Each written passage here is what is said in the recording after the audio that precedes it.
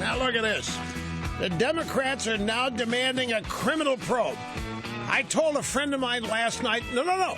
When I first got into this Sessions business last night, I said, you keep a sharp eye because they are going to demand impeachment or perjury. They're going to demand a perjury charge against Sessions and go after him on a criminal basis. And that's what they're talking about. Their probe is more anal than it is criminal, but they're out there demanding it. And Brett Baer on Fox just pointed out the Claire McCaskill tweets and the hypocrisy. She's tweeting out, I've been in the Foreign Relations Committee for 1,000 years and I've never talked to a Russian ambassador. And then we find 2 tweets of hers bragging about meeting them. But again, you can point all this stuff out all day long. It ain't going to change the narrative. That's the point. It's not going to change the narrative. The media going to say, oops, okay, so McCaskill's done this too? Okay, well, I guess we'll pull back on Sessions. It ain't going to happen that way. That's not how this stuff is going to get beat back. And it has to be beaten back. The Republicans ought to be running that town. The Republicans won the election. Where is the attitude of victory? Where is the glow of victory on the faces of Republicans in that town? I don't see it yet. Look, for all of you out there frustrated by this, I just want to tell you I'm with you. The idea that the Democrats still get to set the narrative in that town, I know they have the media, and so there's no reason we have to play along with it. And now this Adam Schiff guy, he's a Democrat congressman. He's the ranking Democrat on the Intelligence Committee. He's been out there just whining and moaning for the past 2 weeks on this investigation. And he's been saying, we don't have anything. So there's a story here in the Politico. Representative Schiff accuses Comey of withholding information on Russian probe. Poor Comey. Now he's in the middle of it again. Now the Democrats are accusing him of having investigatory information that he's not sharing with them. There isn't any. The New York Times has admitted that none of these Obama surrogates, saboteurs, deep state embeds, whatever you want to call them, in 3 different New York Times stories now, the reference is clear that none of these people have found any evidence. All it is nameless sources alleging that it is possible and it requires an investigation. But so far, there's no evidence to support the allegation. No evidence. And so Schiff is demanding that Comey turn it over. There isn't any. You know, I'm starting to get suspicious of this word investigation. Do you realize what that all now encompasses? When you hear the word investigation, what do you think? You think of a bunch of private eye type guys, detectives and cops, and they're always on the go. And they're out there and they're walking the streets and they're beating the shoe leather and they're interviewing people and they're taking notes and they're turning things upside down. They're getting search warrants. They're when you think of an investigation, you think of something that has a lot of action to it. Well, the way investigation is being used now, it's basically used to accompany or signify anybody's curiosity about something. Because when you say that there's an investigation going on, it implies that it's a serious matter and that there are really powerful law enforcement people doing the investigation. And it conveys something far more serious and detailed than may what actually be going on. Now, Jeff Sessions and this Washington Post story, I'm going to do my best to explain what this is, because this is really a classic illustration of fake news. Now, the Washington Post story is essentially that Jeff Sessions, during his confirmation hearings, lied under questioning by Senator Franken, that he did not disclose that he had talked to the Russians during the Trump campaign. Well, yeah, that sounds pretty earth-shattering. But the details, when you get into it, and the context is this. The entire exchange with Al Franken was in the context of that ludicrous Trump dossier. Can I refresh your memory on something? BuzzFeed published a dossier. That's a big fancy word for intelligence that had been gathered. This was the dossier that mentioned Trump and golden showers. You remember the golden showers? This is where Trump had gone to Moscow, and he had rented the same hotel suite that Barack and Michelle Obama had once occupied, and that he hired prostitutes to urinate on the bed. And that is the golden shower. It was revealed on practically the same day that nothing in the dossier was true. It instead was created by intelligence officials to try to show Trump an example of the kind of stuff that could be out there that he should be aware of. At the time, Trump was saying he didn't think he needed to meet with the intelligence people every day because he's a smart guy and has a good memory. And, of course, the intelligence people want to be central in any regime, and they want to be, and I'm sure many of them are patriots, and they were making the case, no, you need to talk to us. And they put together this dossier of fake intel as an example to Trump of the kind of stuff that could end up being out there that it would be better if he knew. And so they created all of these phony events. And this dossier had been circulating Washington all last summer. The New York Times and the Washington Post desperately wanted to run it, but they didn't dare because they knew it wasn't true. It didn't have anything in it that had actually happened. Well, BuzzFeed, the online news service, decided to go ahead and publish it, with the caveat that none of it has been confirmed, none of it could be confirmed. We haven't been able to substantiate any of it, but it's so bad, we think you should see it and decide for yourself. This was outrageous. It was not news. It wasn't even close to news. It was pure fake news. It was a manufactured, invented document with fake events. They just wanted it out there because they knew they could make some portion of this country believe it was true. Because people believe what they see written down on a website. They believe what they see written on the pages of a magazine or newspaper. So they wanted it out there. When BuzzFeed put it out, it gave everybody else the opening to put it out there. And they did. And it became top drawer subject matter for 2 or 3 days. Many of us did the best we could in telling people what it was, a completely manufactured document of examples of the kind of thing Trump could expect to see as president and why he needed to talk to intel people so that some of it could be explained and he'd be told which stuff to be concerned about and which stuff not to be. So it's out there. So it's time for Sessions' confirmation hearings. And on the committee interviewing him is one mental midget by the name of Al Franken. And Al Franken's questioning, his interrogation of Sessions, focused largely on what was in this dossier. What was in this dossier was disinformation paid for. It turns out that all of the information in this dossier was disinformation paid for by Hillary campaign operatives, and they were the ones claiming that Trump had hired prostitutes to urinate on the bed that Michelle and Barack had slept on in Moscow. The Democrats, in fact, are still trying to use that dossier to make allegations about Sessions.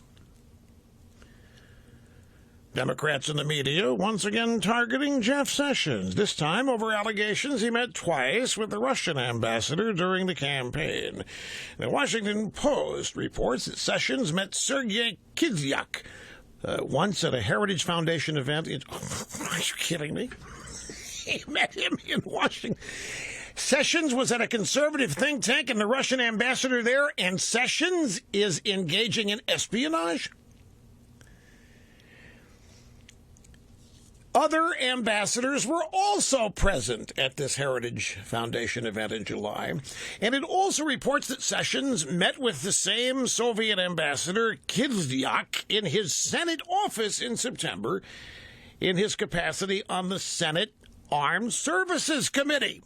He didn't meet with him as a representative of the Trump campaign. This is where the Claire McCaskill tweets come in. She says, nobody ever meets with Russian ambassadors. I never did. And we find 2 tweets where she did and bragged about it. Now, the hook, if you will, my friends, the hook on which the Washington Post is attempting to hang Jeff Sessions is that he didn't disclose these meetings with the Russian ambassador to the Senate when he was asked about, quote, possible contacts between members of Trump's campaign and representatives of Moscow. Sessions said, I haven't spoken to anybody about the campaign. Sessions' spokesperson at the Department of Justice says that Sessions' answer in January was truthful because he was asked about the Trump campaign, not about meetings he took as a senator and member of the Armed Services Committee. The Washington Post does not provide the full transcript of the question from Senator Franken and Sessions' answer. Instead, it summarizes the exchange in a way that makes it seem that Sessions was asked if there was any contact at all between the campaign and representatives of the government. In fact, what Sessions was asked about was sustained ongoing communications about this dossier. Now, there is, and I just sent this up to Coco at rushlimbaugh.com. There is a timeline to this. What I just said to you, the Post does not provide the full transcript of the question from Franken and Sessions' answer.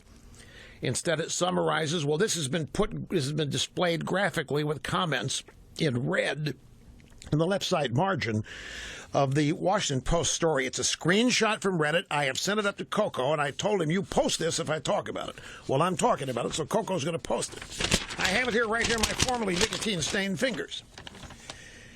And this is one of these things. It's like reading numbers. I'd have to read to you 2 sentences, which you would have to remember while I read to you the example of how they cut it up and excerpted it.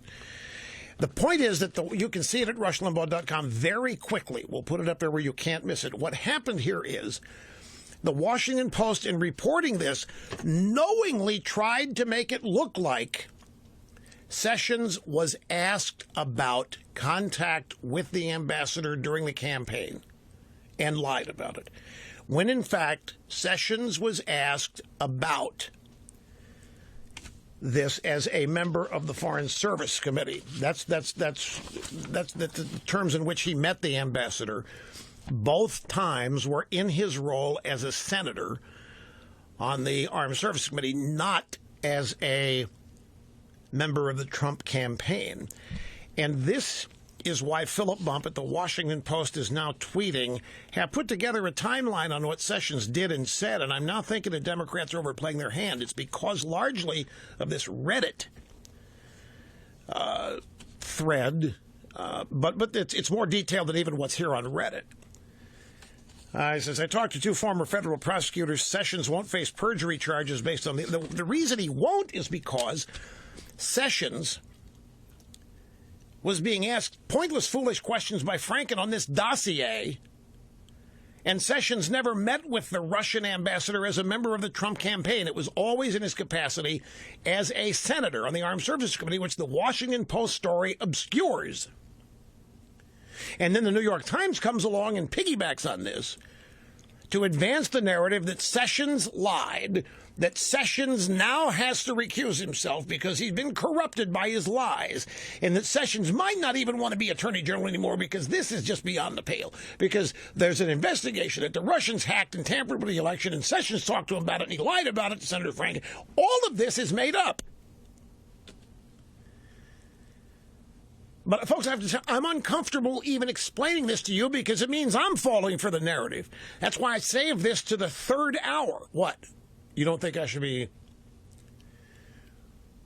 Well, no, but if people are just tuning in, I'm not falling for the narrative. I'm just giving the backstory now. I led off this program the first 2 hours what the story here really is. The story is not Jeff Sessions.